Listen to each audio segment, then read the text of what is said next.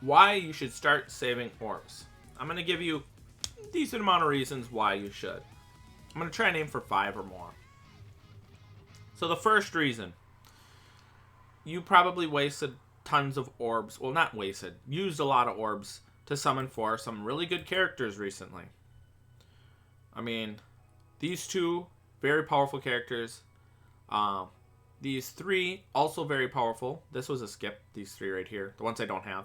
And these 2 are very good as well. Maybe not as powerful as Yamamoto, but he's the most powerful unit in the game. That's okay. They don't need to be as powerful as Yamamoto. But they are still useful in their own rights. So, why should you start saving orbs? Simple. Over the next 4 or 5 months, we are going to start to see the return of Thousand Year Blood War. The anime returns in October, so that's next month, by the way. I don't know if it's early or mid or late October. It's sometime next month. That means that when that anime returns, I don't know how long after, but I think I heard Arenero talk about K-Lab mentioning that they're going to align Thousand Year Blood War with the anime. So that means we're probably going to get banners with the anime. If that is true, like I haven't watched their live streams in a while, so I'm not sure if that's true. But if that is true, then that means we are going to be getting a lot of Thousand Year Blood War banners next year. Think about it. We get 2 banners a month. So next year we're 24 banners, like big banners, like 3 character banners usually, or 2. I wouldn't be surprised if half of those are Thousand Year Blood War.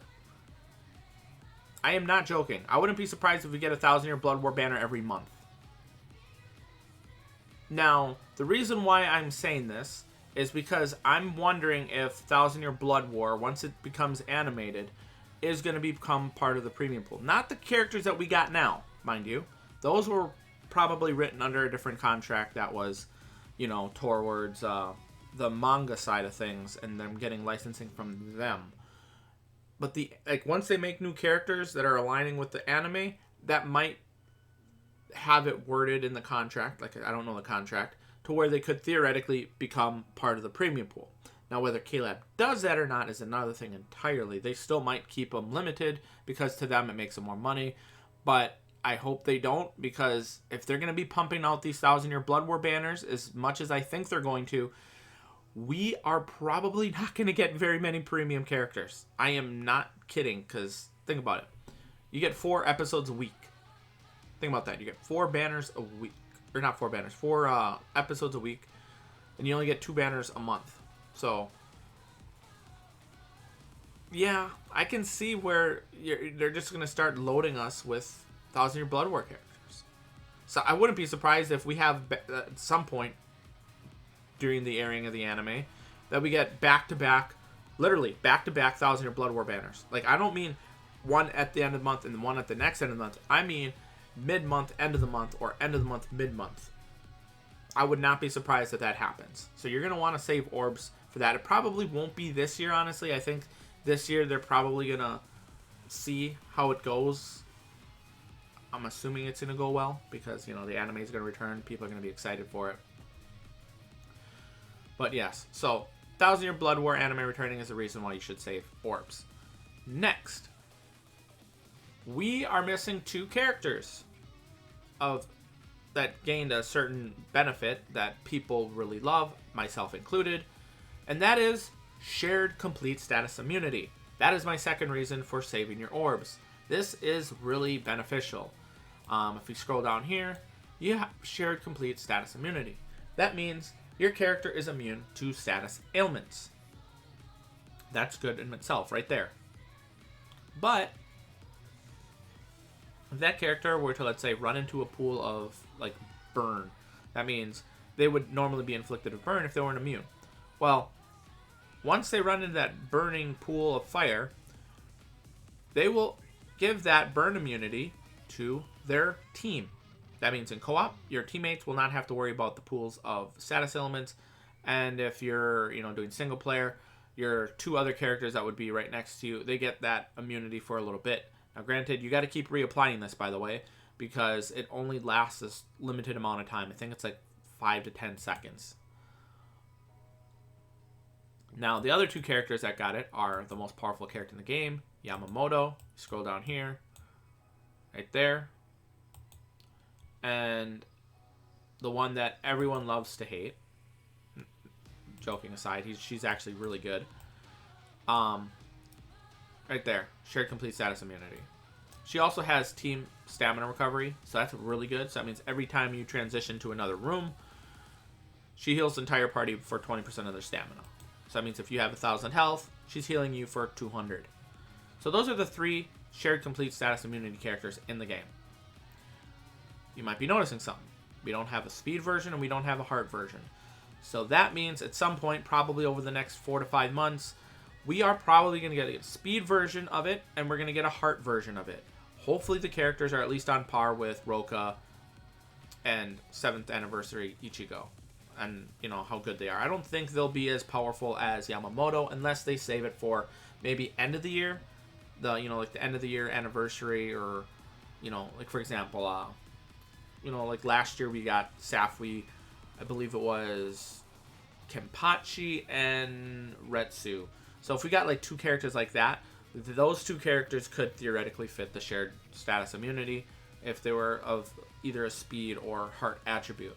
So we're going to be getting that probably filled out. So you're going to want to summon on those banners more than likely. Hopefully the other characters surrounding them will also be good. Another thing that we're going to have to keep an eye out is soul trait, potion, mind droplet characters. What do I mean by that? Normally, when you get a potion or a super potion or a mind, a droplet character, it's in this skill. That means if you were to equip this character to another character, this does not apply to that. So that means you're not getting the +5 super mind link slot potions. Well, K-Lab has started to experiment. If we look here,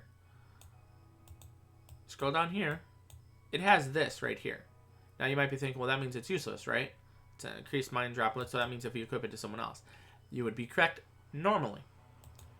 But if you look here, soul trait, mind droplet, plus 30%, and it's at its max amount. So 30%. So that means if you were to take this character, right here, this heart character, and equip him to this character right here, she, like if you look at her soul trait, strong attack recharge, scroll down here, she has increased mind link slot potions +5 and increased mind droplet drop 30%. That means if you were to equip Toshiro to this character right here, she's going to get plus 60% mind droplet drop increase. 60%. And if we get more of those, people are going to start saying, hey, you need to have that in their thing if you want to join their co-op room. She also has mind link slot potions. So that's, pretty good. So they're also going to probably experiment with, Toshiro and other characters like Toshiro getting this kind of soul trait. They'll probably do droplets first, from what it seems like. But at some point in the future, don't be surprised if you see super potions or potions for the soul trait. Don't be surprised. It's going to happen at some point or another. It's just going to. Which, when this character eventually gets resurrected, if they're smart, they give him, maybe a soul attack reach, or not a soul attack. What do they call it? Strong attack recharge, 10% or 12%. Something like that to, make him at least somewhat usable in other places, for link slots in other places. So, now that that's out of the way, we are going to be taking a look at this banner right here. This banner is seasonal. They will probably appear in the banner selection. At the end of the year, this is another reason why you should be saving your orbs. You're going to have poll selection at the end of the year. Now, the characters that I believe are going to appear on there is basically these 5 are almost guaranteed. Maybe not her, but at least these 4. Because these 2 characters are very powerful. They have really good abilities, really good kit. The only thing wrong with this character is his first strong attack, but, you know, it's not super debilitating to the character. He's still really freaking good. But if you take a look at this character right here, she has +5 to super potions and regular potions. So, I mean, she's very useful. If you just, what is a regular attack? So, it's a ranged attack. I mean, she's going to be pretty good. Even if her kit and she doesn't do a lot of damage, people are going to want her because they will want more potions/potions. Neliel is the same way, but it's with, what do they call it? A different attribute. See, she was going to give you heart potions and super potions +5. Well, these 2 will probably be in the poll selection. This Cacao Society Grimjow will probably be in the poll selection. He is also +5 to both.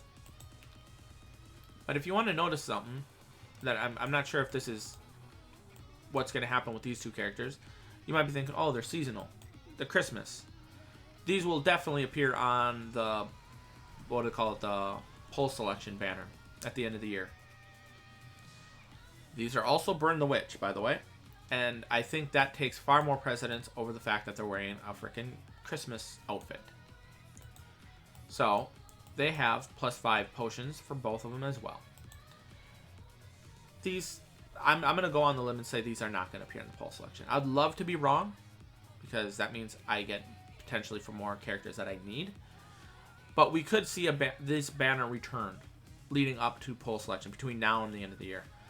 Because people are going to want to have the ability to get +5 on potions and super potions for farming.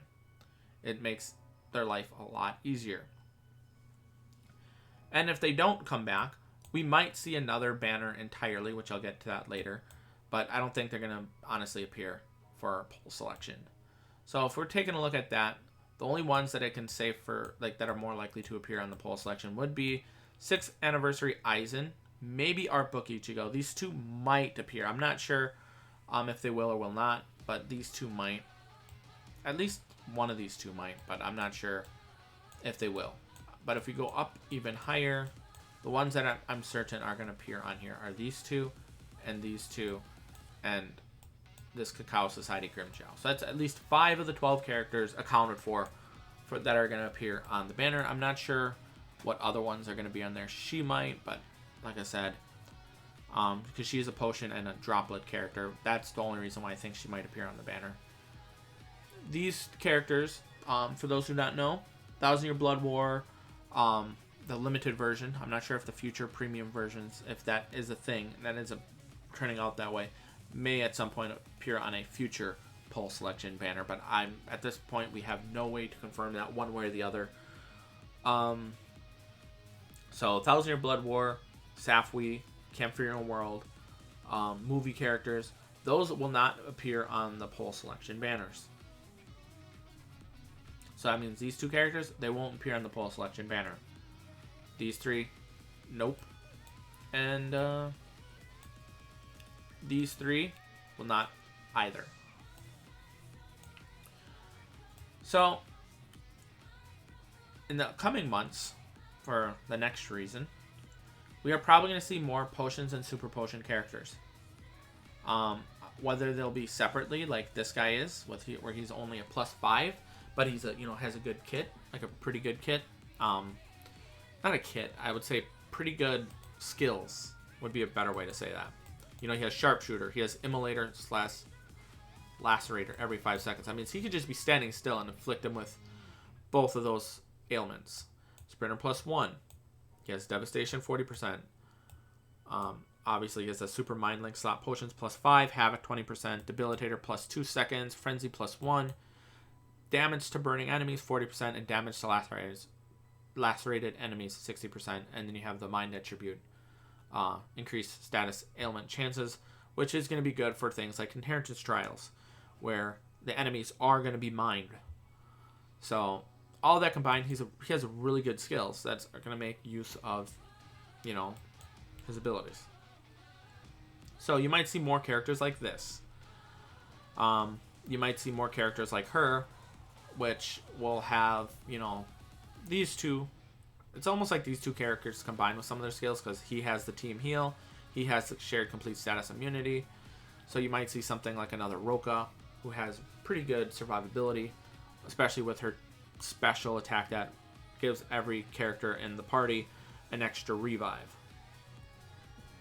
Basically a last-ditch survival. So you're going to see more banners, them testing the waters with things like that, which means you're probably going to see, you know, more characters that you're honestly going to need to summon for. I mean, some of them are multiple reasons, honestly. Like, you know, shared complete status immunity. That's a reason to summon for the, you know, you're missing the speed and heart. You know, you're going to have super potions / potions, mind droplets. There's just so many reasons why you're probably going to be summoning over the next coming months that you're going to want to keep an eye on what you spend your orbs. So, to do a little exercise, I'm going to run through a simulation of what my account will do. So, if we look up here, I am missing pretty much a lot of super potions / potion characters. I'm missing these two. I got Cacao Society Grimjow. I'm missing, where the hell is Nini and them? Did I pass them already? Yep, right here. I'm missing these two potion / super potion characters. So that means if this banner returns, I'm going to summon for it, because I am missing these two characters. I'm not going to go super deep. I'm only going to go probably at most 5 steps, depending on the luck I get. I might do the extra discounted multis if they have them. If this banner returns, I'll probably skip, because these characters are probably going to be appearing on the... Well, I might not skip. I mean, they would be returning what? They came out in July? June end of the month, I think. I'm not sure if it was the July mid-month or the June end of the month. But so 4 months from there is usually when they do the rerun, right? So that means in October, I would say maybe October, November, that should be the range when this banner in particular returns. I may or may not summon on them depending on what my orb sources looks like at that point in time. Because, you know, I need these characters, but you also got to take into account they'll be on the poll selection, but, you know, they're 2 out of the 12 characters. So I might not get them without having to go deep in there. So it probably would be worth it to summon on this 5 steps. That means if I only get one of the 2, I can say, okay, I got one of the 2. Now I just save for poll selection. Maybe I'll get the character there.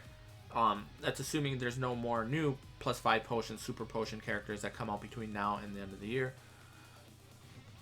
But for powerful characters, I'm kind of good. So now we have shared complete status immunity with Roka, what do they call it? Ichigo and Yamamoto. If you get 2 more heart and speed at some point in the time, I'll probably summon on those banners if the characters are at least on par with Roka and Ichigo, because they're honestly worth to have for co-op. You know, having one for every attribute. If you go in there and one of you steps over a puddle, it gets the whole team immune to status elements as long as they keep reapplying that shared complete status immunity. That's a nice quality of life feature to have. So now we're going to talk about powerful characters. You know, 1,000 Year Blood War is going to be returning in October. I'm not sure what kind of characters we're going to get. I mean, some of the 1,000 Year Blood War characters might have that shared complete status immunity. They might have, you know, the potions / super potion characters. You might get just a plus potion or super potion character like you did with Cien in the 1,000 Year Blood War. If they become premium, it's almost guaranteed. If they don't become premium, it's probably almost guaranteed as well. 1,000 Year Blood War characters will get potions and super potions, at least one of them occasionally. There'll also be seasonals that'll be coming up. I mean, you got a Halloween seasonal that usually comes out. It might not be Halloween themed, but it'll basically happen around then. Then you got Christmas, or whatever you call that one. That one will probably apply. Where is it? We might potentially see another one of these type of things where it's a limited Camp Fear World, or in this case, Burn the Witch, or maybe a 1,000-Year Blood War limited seasonal. I mean, imagine if they gave us a Candace, Bambi, who's another popular one? Candace, Bambi. I'll scroll down. Maybe I'll see one. I can't think of there's one. I can't think of the one's name. Dang it.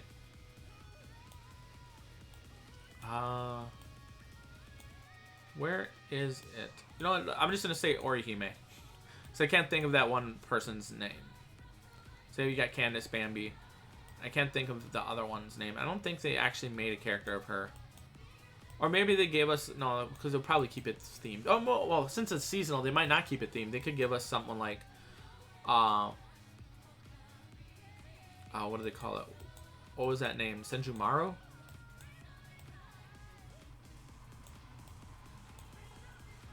Like, they could give us Bambi, Candace, and Senjumaru. Like a Christmas version. I could see that. Or a swimsuit next year. You know... 1,000-Year Blood War, depending on how it works, you might see a lot more seasonal 1,000-Year Blood War characters come out. That could be really cool. And if you're a fan of 1,000-Year Blood War, you're probably going to save your orbs. Although it might not happen this year, but I would say next year we'll probably see more seasonal 1,000-Year Blood War characters. I think I rambled on long enough. I gave you my 4 or 5 reasons. I can't remember exactly how many. But yeah. I think the 1,000-Year Blood War seasonals coming later this year or next year would be the 5th reason. Because I think I only said 4 before. So, yeah. So, keep your eyes out. And be wary on what you summon for. Analyze your account. If you're a new player, you don't have to analyze what you need as an account. As much as someone like myself. Which I think I only have like 10 to 12,000 orbs of easy access left. I mean, that's why I'm doing Brave Battles. If you watched my other video, I don't think it's live yet, but it should be live soon. If you go to exchanges, I didn't do Brave Battles for a very long time. I've been going up the chain. They reworked the medals, so you're getting a lot more medals since the last time I played.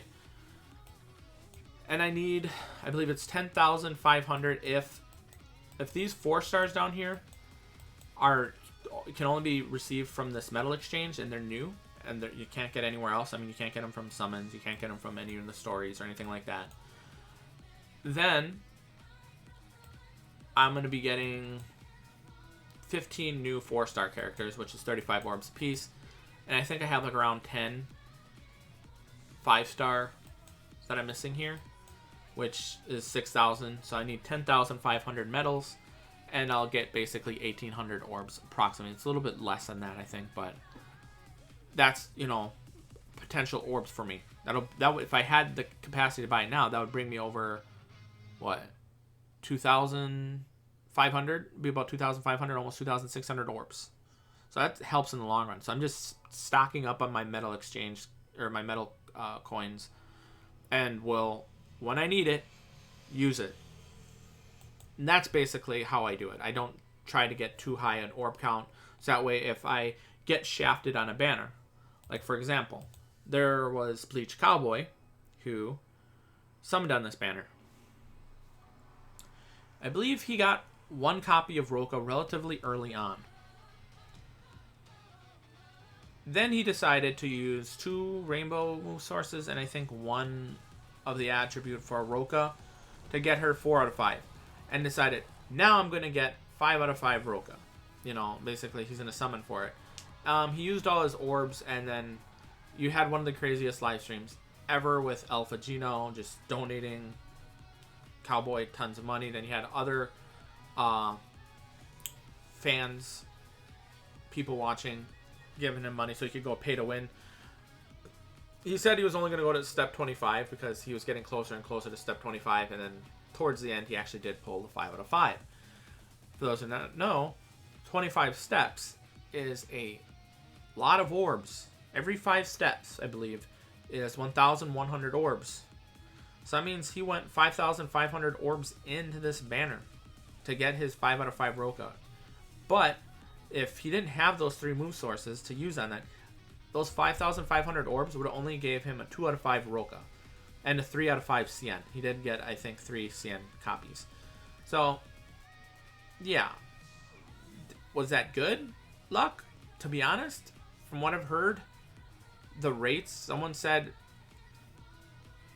I can't remember what it was. It's like, you're expected about 1 copy of the character and the banner about once every, was it like 3,000 or 4,000 orbs? I'm not sure if that rate that they said is true, but if that is true, that on average you should be getting a banner character, like a new banner character, not like out of all of the ones that are selected, but like one of the featured, like these 2, like either Roka or Cien, about every 4,000 orbs. And if that's true, then that means he got pretty lucky, you know, because he got 5 of them in 5,500 orbs. So it was coming out to about 1 character every 1,000 orbs. But since he wanted Roka, you know, it didn't seem like he had a lot of good luck. I mean, he didn't have insane luck. Like, his insane luck would be pulling something like a Nanogenics type summon where he would go, you know, what would it be? I think it was like, what was it, like 5?